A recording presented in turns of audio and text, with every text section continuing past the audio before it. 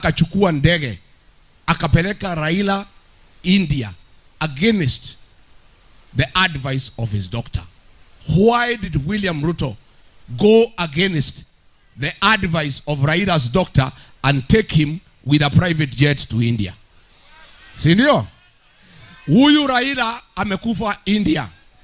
Hakukufia kwa hospitali, amekufia in an institution. Sheria ya kifo, ukifa nje ya hospitali lazima kuwe na postmortem ijulikane umeuawa na nini. Huyu Raila hakufanyiwa postmortem. Amesemekana azikwe haraka within 72 hours. Vile sisi tunaelewa mila na desturi za Wajaluo, hiyo maneno haiwezekani. Ukiona pia Ogola alikufa na ajali 72 hours. Raila 72 hours. Mwenye kutangaza ati 72 hours ni Kasongo. Wewe Kasongo, wili ya Raila ulijua namna gani? You are not part of the family. Sindio? Sindio? Mimi nikipima kama Rigiji, I have tried to keep off this matter kwa sababu walikuwa wananiingilia. Lakini watu ya Raila wananiambia Rigiji tusaidie.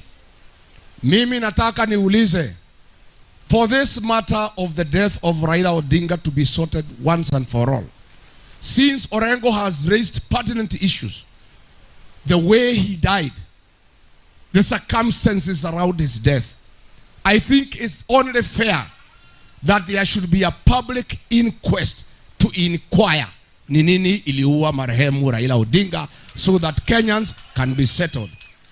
Na tutatue hiyo maneno.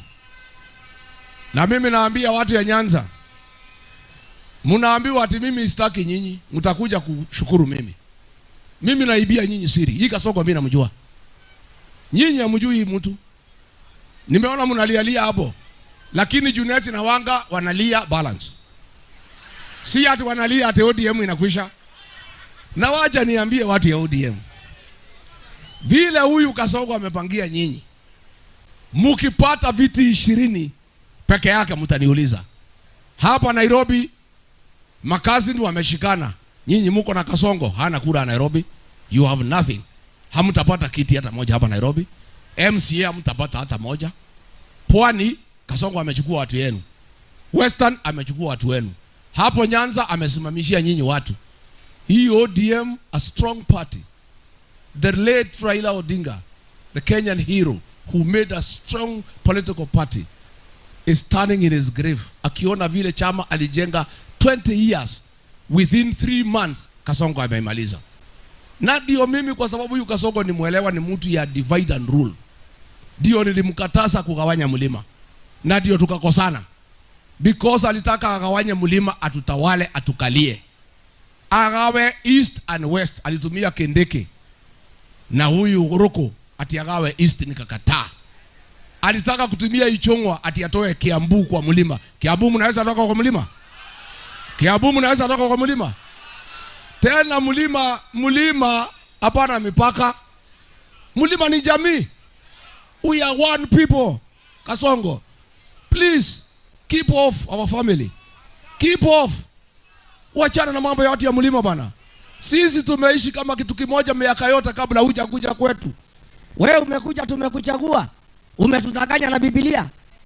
Umetuambia umeokoka. Na sisi unajua ni Wakristo tukakuamini. Sasa umetusaliti, umetupiga kiteke. Ati unataka kugawa jamii yetu vile moja alitugawa. Haiwezekani. Mlima imeshikana kama simiti. Mlima imeshikana kama simiti. Na mambo ni ine. Mlima ni mo, chama ni mo, kiongozi ni mo, na tam iko namna hiyo.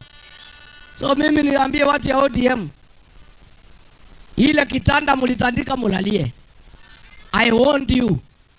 Nikamwambia Junet na Wanga na Oburu wameuza ODM. Sasa hata balance wananyimwa. Sasa hamwezi pata viti 20.